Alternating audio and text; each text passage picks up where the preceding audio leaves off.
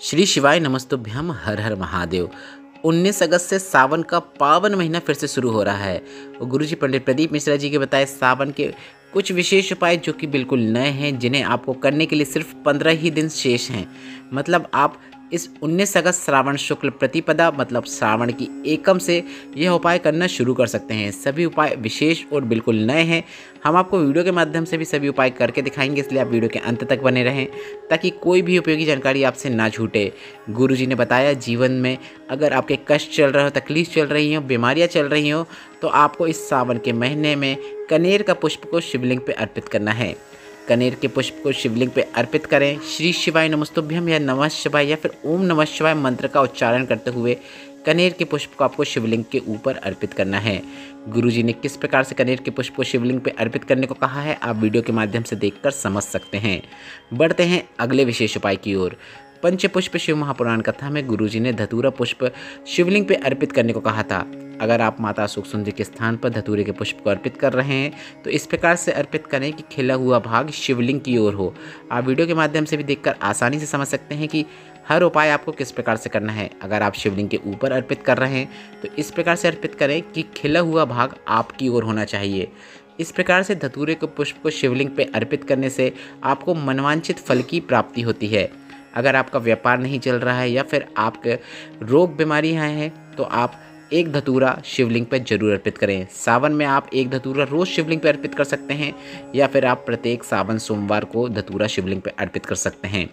19 अगस्त से ही आप धतूरा अर्पित करने के बाद एक कलश जल भी अर्पित कर सकते हैं, पर जल का आचमन ना करें क्योंकि धतूरा जहरीला होता है, इसलिए धतूरे पे जल चढ़ाने के बाद उसका आचमन नहीं किया जाता। पर धतूरा शिवलिंग पर जरूर अर्पित करें, यह रोग मुक्ति और व्यापार वृद्धि के लिए किया जाता है। गुरुजी पंडित प्रदीप मिश्रा जी ने अपनी कथाओं में आंकड़े के पुष्प से संबंधित कुछ अच्छे उपाय बताए हैं, जिसमें गुरुजी ने बताया है कि आंकड़े के पुष्प को आपको शिवलिंग पर कैसे और कहां पर अर्पित करना है। एक पर्पल कलर का आंकड़े का पुष्प होता है जो आपकी स्क्रीन में भी दिख रहा है। इस आंकड़े के पुष्प को आपको शिवलिंग पर माता अशोक सुंदरी के स्थान पर अर्पित करना है। यहाँ पर आप इस प्रकार से अर्पित करें कि खिला हुआ भाग जो होता है वह शिवलिंग की ओर होना चाहिए।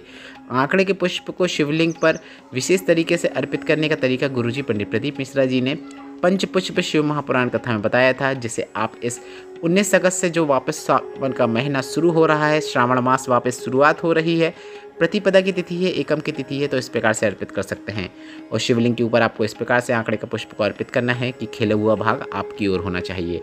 वीडियो में देखकर आप समझ गए होंगे कि आंकड़े का पुष्प, कनेर का पुष्प और धतूरे पुष्प को शिवलिंग पर कैसे अर्पित किया जाता है। इस सावन के महीने में आप रोज या फिर जब भी आप भोलेनाथ के मंदिर में जाएं तो आपको एक गोल बाती के घी का दीपक प्रज्वलित करना है।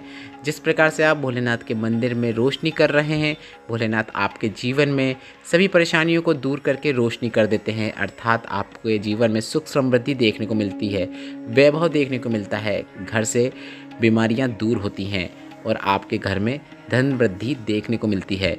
इसलिए भोलेनाथ के मंदिर में आप सावन के महीने में गोल बाती का दीपक जरूर प्रज्वलित करें। साथ में 108 चावल मतलब अक्षत, 108 अक्षत के दाने श्री शिवाय नमस्तुभ्यम बोलते हुए, नमः शिवाय बोलते हुए, ओम नमः शिवाय बोलते हुए शिवलिंग के ऊपर अपनी कामना करते हुए अर्पित कर सकते हैं। यह सावन का सबसे अच्छा और विशेष उपाय है, जिसे गुरुजी ने सावन में विशेष रूप से सभी से करने को कहा है। 108 की संख्या आप किसी की भी ले सकते हैं, आप मूंग के दाने भी ले सकते हैं, काली तिल भी ले सकते हैं, लौंग भी ले सकते हैं। आप अपनी आवश्यकता के अनुसार रोज़ बदल बदल की चीज़ें भी ले सकते हैं या फिर एक सी चीज़ें भी आप पूरे सावन में अर्पित कर सकते हैं। सावन की एकम तिथि 19 अगस्त को है, तो इस दिन आप यह उपाय करके अधिक से अधिक लाभ जरूर प्राप्त करें। गुरुजी ने कहा है पूरे साल भले ही आप 1 लोटा जल अर्पित करें, पर सावन में आपको 2 लोटा से जल अर्पित करना है। 2 लोटा से जल आप सीधे शिवलिंग पे भी अर्पित कर सकते हैं या फिर सबसे पहले गणेश भगवान, फिर शरण कार्तिक, फिर माता अशोक सुंदरी, फिर शिवलिंग का जो कटी भाग होता है और ऊपर जलाधारी बंधी है तो वहाँ अन्यथा पूरा जल आपको शिवलिंग के ऊपर श्री शिवाय नमस्तुभ्यम, नमः शिवाय, ओम नमः शिवाय बोलते हुए अर्पित कर देना है। इसके बाद जलाधारी से गिर रहे जल का थोड़ा सा भाग प्राप्त करके अगर कोई बीमार है तो उसको आचमन कुंदकेश्वर महादेव का नाम लेते हुए करवा सकते हैं, अन्यथा उस जल का छिड़काव आप अपने घर पे भी कर सकते हैं। घर पे महादेव पर चढ़े हुए जल का छिड़काव करने से घर में पॉजिटिविटी भी देखने को मिलती है, घर में झगड़े नहीं होते हैं, घर के परिवार वालों का आपस में अच्छा संबंध बना रहता है। इसलिए शिवलिंग पे चढ़ाकर जल का पात्र कभी भी खाली नहीं लाना चाहिए। गुरुजी ने कहा है आपको थोड़ा सा जल जरूर प्राप्त करना चाहिए। बीमार व्यक्ति है तो बीमार व्यक्ति को कुंदकेश्वर महादेव का नाम लेते हुए जल पिला दीजिए, अन्यथा अपने घर में उसका छिड़काव कर दीजिए। बढ़ते हैं अगले विशेष उपाय की ओर, जो कि आप सावन में रोज कर सकते हैं। आपको त्रिपुंड बनाना है। बीच की 2 उंगलियों का उपयोग करते हुए आपको 2 लाइन खींचना है। इसके बाद अंगूठे की बाजू वाली उंगली का उपयोग करते हुए उन्हीं 2 लाइनों के नीचे तीसरी लाइन खींच देना है। त्रिपुंड बनाने के लिए आपको चंदन का उपयोग करना है। श्री शिवाय नमस्तुभ्यम, नमः शिवाय, ओम नमः शिवाय बोलते हुए शिवलिंग पर त्रिपुंड बनाएं। गुरुजी ने बताया है जो भोलेनाथ की शिवलिंग पर त्रिपुंड बना देता है, भोलेनाथ उसका हाथ पकड़ के उसे परेशानियों से बाहर निकाल लेते हैं और वह जीवन में आगे ही बढ़ता चला जाता है। इसलिए आपको त्रिपुंड जरूर बनाना है, इस बात का आप ध्यान रखें। अगर विवाह नहीं हो रहा है तो 3 माह में शीघ्र विवाह के लिए, मंगल विवाह के लिए, अच्छे रिश्ते प्राप्ति के लिए गुरुजी ने बिल्कुल नया और विशेष उपाय बताया है। गुरुजी ने कहा सावन में आपको एक विशेष उपाय करना है। 2 कलश से जल आपको अर्पित करना है। अब सबसे पहले आपको माता अशोक सुंदरी का शिवलिंग में जो स्थान होता है, 2 कलश से जल अर्पित करने की शुरुआत वहाँ से करना है। मतलब 2 कलश से जल शिवलिंग में माता अशोक सुंदरी के स्थान पर अर्पित करें। इसके बाद बचा हुआ पूरा जल आपको शिवलिंग के ऊपर अर्पित कर देना है। मतलब शिवलिंग में सिर्फ 2 ही जगह आपको जल अर्पित करना है।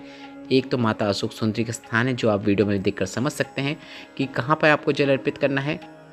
इसके बाद बचा हुआ पूरा जल शिवलिंग के ऊपर अर्पित कर देना है। मतलब आपको शिवलिंग पे सिर्फ 2 ही जगह जल अर्पित करना है, एक माता अशोक सुंदरी का स्थान, दूसरा शिवलिंग के ऊपर। ऐसा हम शीघ्र विवाह के लिए करते हैं, मंगल विवाह के लिए करते हैं, मन चाहे रिश्ते की प्राप्ति के लिए करते हैं। काफ़ी अच्छे रिश्ते की प्राप्ति होती है जैसा महादेव चाहते हैं, और आपके जीवन में भी सुख समृद्धि देखने को मिलती है। गुरुजी ने कहा है अगर सावन के महीने में इस प्रकार से कोई जल अर्पित कर देता है तो 3 महीने के अंदर उन्हें बहुत अच्छे रिश्ते की प्राप्ति होती है। जिनका विवाह नहीं हुआ है वह यह उपाय जरूर करें, और अगर वे उपाय नहीं कर पाते तो उनके माता पिता या उनका कोई नज़दीकी रिश्तेदार उनके निमित्त उनका नाम और गोत्र बोल के भी यह उपाय कर सकता है। बढ़ते हैं अगले और विशेष उपाय की ओर। सावन का बिल्कुल नया उपाय है। गुरुजी ने बताया है अगर आप सावन में शिव मंदिर रोज़ नहीं जा पाते हैं तो आपको यह उपाय करना है। आपको अपने घर के ही गमले में एक शिवलिंग का निर्माण करना है। ऐसा पूरा शिवलिंग बनाने की ज़रूरत नहीं है कि आप जलाधारी भी बनाएं, शिवलिंग की पूरी आकृति बनाएं, ऐसा बिल्कुल बनाने की ज़रूरत नहीं है। बस आप एक गोल लिंग नुमा आकृति भी बना देते हैं तो वह भी पर्याप्त है। गुरुजी ने कहा आपको अपने ही गमले में, जो भी आपके पास गमला है, कोई सा भी गमले का उपयोग कर सकते हैं, सिर्फ तुलसी के गमले का उपयोग ना करें। तुलसी जी के क्यारे में शिवलिंग नहीं बनाया जाता। कोई भी गेंदा हो, बेलपत्र हो, शमी हो, कोई भी गमला है उसकी मिट्टी का उपयोग करते हुए आपको थोड़ा सा लिंगनुमा आकृति बना देना है। इसके बाद उसमें आपको जल चढ़ा देना है। पुष्प चढ़ाना चाहते हैं तो पुष्प भी चढ़ा सकते हैं, और इसके बाद पूजन करने के बाद 10 से 15 मिनट बाद उसी में उसका आप विसर्जन कर दीजिए। गुरुजी ने कहा बस मात्र आप अपने घर पे ही इतना लिंगनुमा आकृति बना के उसका पूजन अर्चन करके उसका घर पे ही विसर्जन कर देते हैं तो भी भोलेनाथ की कृपा आपको घर से ही प्राप्त हो जाती है, और भोलेनाथ आपके जीवन से कष्टों को दूर करके घर में और आपके जीवन में सुख समृद्धि ला देते हैं। इस वीडियो में बताए गए उपायों से संबंधित अगर अभी भी आपके मन में कोई प्रश्न हो तो वे प्रश्न आप कमेंट के जरिए पूछ सकते हैं। मेरे द्वारा दी गई जानकारी अगर आपको थोड़ी सी भी उपयोगी लगी हो तो इस वीडियो को लाइक करके कमेंट बॉक्स में हर हर महादेव टाइप करना ना भूलें। श्री शिवाय नमस्तुभ्यम, हर हर महादेव।